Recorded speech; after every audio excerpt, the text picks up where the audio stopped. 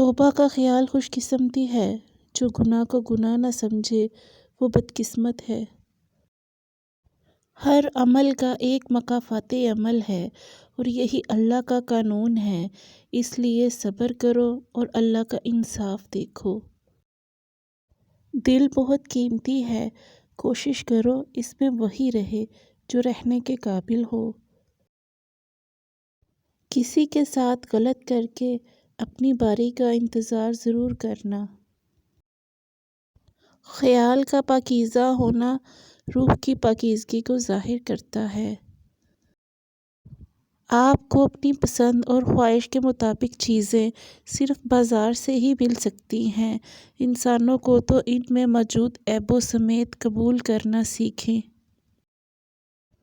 اللہ جب راضی ہوتا ہے تو سب سے پہلے سجدے کی توفیق دیتا ہے، پھر چاہے وہ سجدہ خوشی کا ہو یا غم کا۔ ذاتی تجربات اور مشاہدات کا نچوڑ ہے کہ ہمیشہ آپ کے مقابل میں وہی لوگ آئیں گے جن کی پہچان آپ کی وجہ سے بنی۔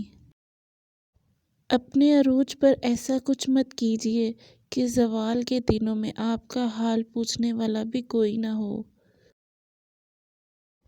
یہاں پر ہر چیز ختم ہوتی ہے، پیسہ، وقار، عزت، اکڑ، غرور، نفرت اور منصب، اور صرف عمل باقی رہتا ہے۔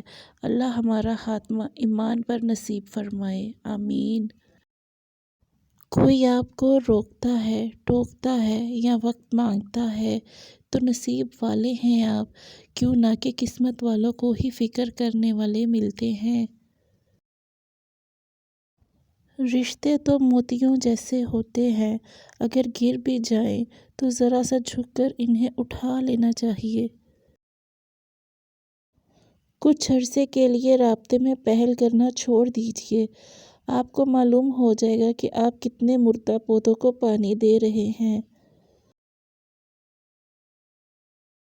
رب کا خوف بھی نعمتوں میں سے ایک بہت بڑی نعمت ہے، اور اس کا ادراک بڑی خوش نصیبی کی بات ہے کہ یہی ادراک انسان کو صراط مستقیم پر قائم رکھتا ہے۔